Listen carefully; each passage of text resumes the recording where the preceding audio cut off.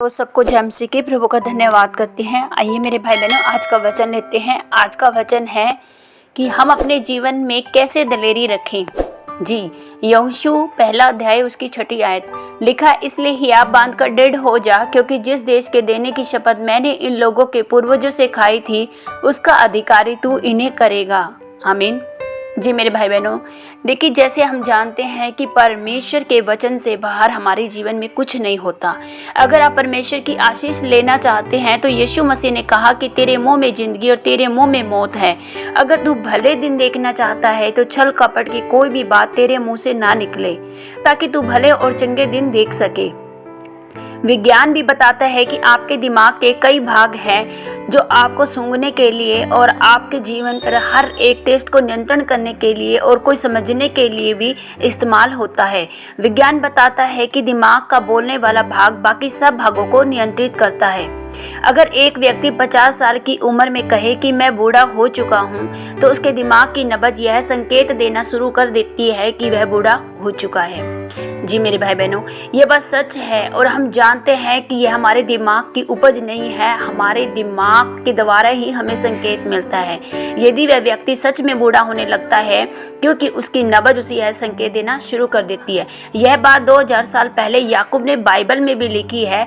अगर तेरी जुबान नियंत्रण में है तो तेरी पूरी जिंदगी नियंत्रण में रह सकती है। अगर आप साल 2020 में सही शब्दों को सुनना सीख जाएंगे तो आपकी ज़िंदगी सुनहरी होगी।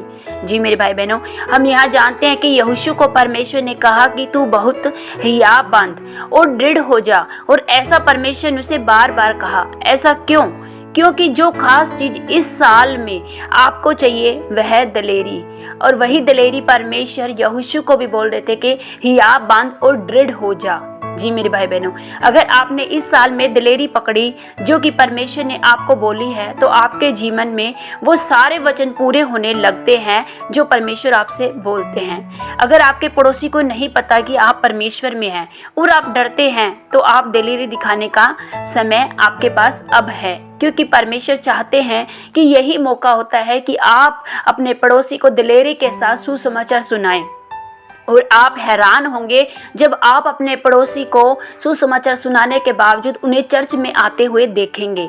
आप उस दलेरी के साथ इस्तेमाल किए जाएंगे जो परमेश्वर आपको देते हैं। जी मेरे भाई बहनों, क्योंकि हम जानते हैं वचन में लिखा है कि मैंने तुम्हें डर का आत्मा नहीं, मैंने तुम्हें सामर्थ, संयम और प्रेम का आत्मा दिया है।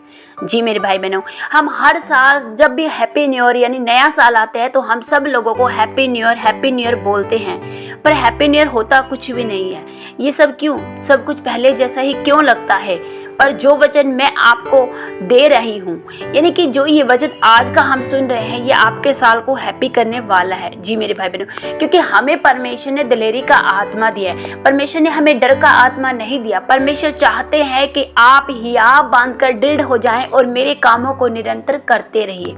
जी मेरे भाई बहनों, यहाँ परमेश्वर ने मूसा से कहा कि वह देश मैं तुम्हें देता हूँ। तब मूसा ने उस देश का हाल जानने के लिए कुछ लोग भेजे, जिनमें से 10 लोग आकर बोलते हैं कि मूसा तू हमें गलत जगह पर ले आया है, हम मिस्र में ही ठीक थे, अब हम मरने पर हैं, क्योंकि जिस देश को देने की परमेश्वर ने हमारे पूर्वजों से वादा किया था उस देश के लोग बहुत शक्तिशाली और लंबे चौड़े हैं। और लिखा है कि यहोशू और कालेब बोले ऐसा नहीं है, परमेश्वर उस देश को हमारे हाथों में कर देगा, तुम सिर्फ विश्वास रखो।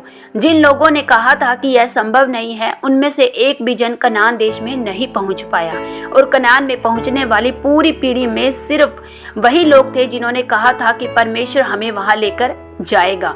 यहोशू और कालेब ने अपनी दलेरी दिखाई और अपने शब्दों का सही इस्तेमाल किया।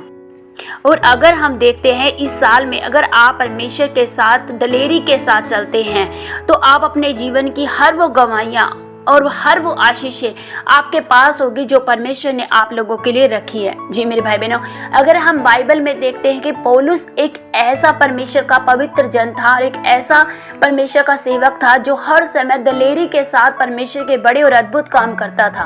हम देखते हैं कि जितना पौलुस ने अपने आप को परमेश्वर के प्रति डेडिकेट दिखाया, वो हर समय बोलता था कि परमेश्वर मैं तेरे लिए मसीह में कैदी हूँ। वो हर समय अपने आप को यही बात बोल सब लोगों को उत्साहित करता था कि तुम भी परमेश्वर के प्रति अपना संपूर्ण जीवन दिखाओ। क्योंकि परमेश्वर हमें दलेरी के साथ इस्तेमाल करना चाहते हैं मेरे भाई बहनों। आज इस साल में अगर जब भी आप परमेश्वर की हजूरी में आते हो, अपने आप को बोलते हो कि परमेश्वर मेरे जीवन का जो ये साल है, जो मेरे जीवन के ये दिन है प्रभु, ये आशीष में होने पाए, तो आपको परमेश्वर के राज्य में दलेरी रखनी पड़ेगी। जी मेरे भाई बहनों, क्योंकि परमेश्वर का वादा है कि मैंने तुम्हें डर का आत्मा नहीं दिया है। और आप देखते हैं कि बाइबल में 365 बार लिखा गया है कि मत डर मैं तेरे साथ हूँ। ये क्यों लिखा गया है मेरे भाई बहनों? क्योंकि परमेश्वर बोलते हैं, हम जैसे ही नए नियम में देखते कि लिखा गया है सच सच मैं तुमसे सच सच कहता हूँ कि मत डर मैं तेरे साथ हूँ। परमेश्वर 2 बार सच सच क्यों बोलते हैं? क्योंकि परमेश्वर इस बात को प्रूव करते हैं कि ये बात डन हो चुकी है कि मैं तुम्हारे साथ हूँ।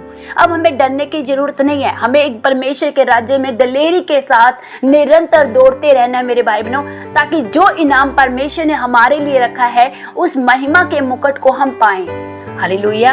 प्रभु आप सबको इन वचनों के द्वारा ब्लेस करें। अगर आपके ऊपर आप परमेश्वर पर विश्वास करते हैं, अगर आप दलेरी रखते हैं, इन वचनों पर चलते हैं, तो आपकी जिंदगी को परमेश्वर बहुतायत से आशीषित करेंगे। ये मेरा विश्वास है भाई बहनों। आपके जीवन में बड़ी और अद्भुत गवाहियां आएंगी यीशु के नाम में। आमीन। सबको जय मसीह की। God bless.